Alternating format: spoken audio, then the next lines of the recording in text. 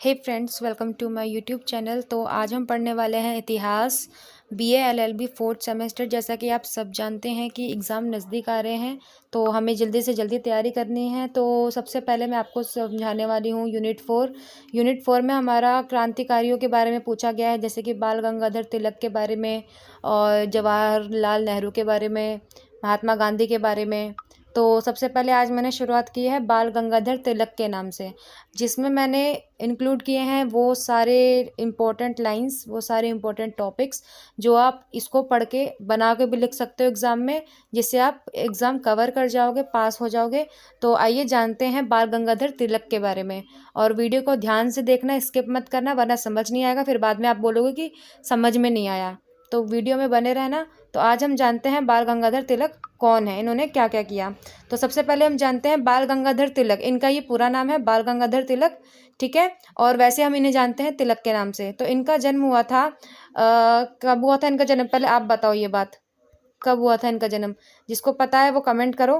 तो इनका जन्म क्या हुआ था? इनका जन्म हुआ था 23 जुलाई 1856 को महाराष्ट्र के रत्नागिरी में, ठीक है, महाराष्ट्र के रत्नागिरी में हुआ था। और इनकी मृत्यु कब हुई थी? 1920 में। याद रखना, जन्म हुआ था 1856 में और मृत्यु हुई थी 1920 में, ठीक है। फिर स्वतंत्रता संग्राम के पहले प्रमुख नेता और क्रांतिकारी विचारक थे, ठीक है। उन्हें लोकमान्य की उपाधि दी गई थी। लोकमान्य किसे कहते हैं? जनप्रिय, ठीक है, जनप्रिय नेता कहते हैं लोकमान्य को। उनको लोकमान्य की उपाधि दी गई थी बाल गंगाधर तिलक को, ठीक है।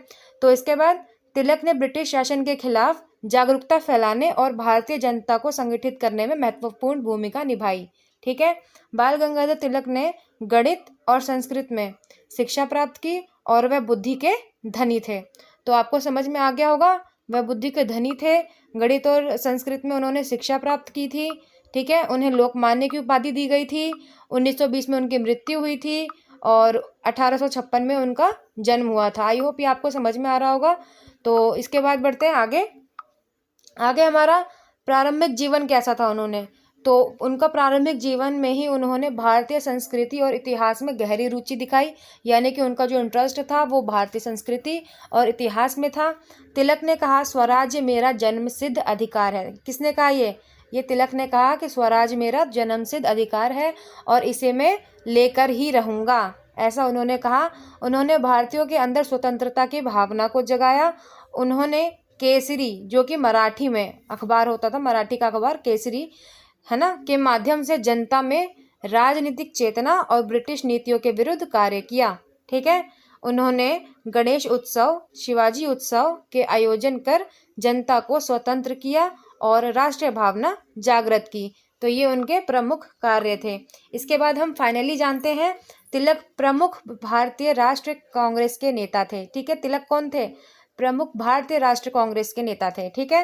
तिलक को कई बार ब्रिटिश सरकार द्वारा जेल का सामना करना पड़ता था, यानी कि तिलक को कई बार ब्रिटिश जेल का सामना करना पड़ता था। किसके द्वारा? ब्रिटिश सरकार के द्वारा। कितनी बार उनको जेल जाना पड़ा। उन्होंने जनता को राष्ट्रवाद की और प्रेरित किया। तिलक ने शिक्षा के क्षेत्र में भी योगदान दिया। निष्कर्ष पे आते हैं हम लोग। तो निष्कर्ष हमारा, तिलक एक महान नेता थे, समाज सुधारक थे, क्रांतिकारी नेता थे। उनका जीवन संघर्ष, देशभक्ति संघर्ष के लिए बीता। उन्होंने भारतीय स्वतंत्रता आंदोलन की नींव रखी और युवाओं को स्वराज और देशभक्ति के लिए प्रेरित किया। आई होप ये आपको समझ में आ गया होगा। समझ में आए तो लाइक करना, वीडियो को शेयर करना, सब्सक्राइब करना। और इसके बाद में यूनिट 4 के और भी जो क्रांतिकारी के बारे में पूछा गया है उसके लिए भी मैं वीडियो बना के अपलोड करती रहूँगी। तो चैनल को सब्सक्राइब करना, लाइक करना, शेयर करना। तब तक के लिए बाय बाय।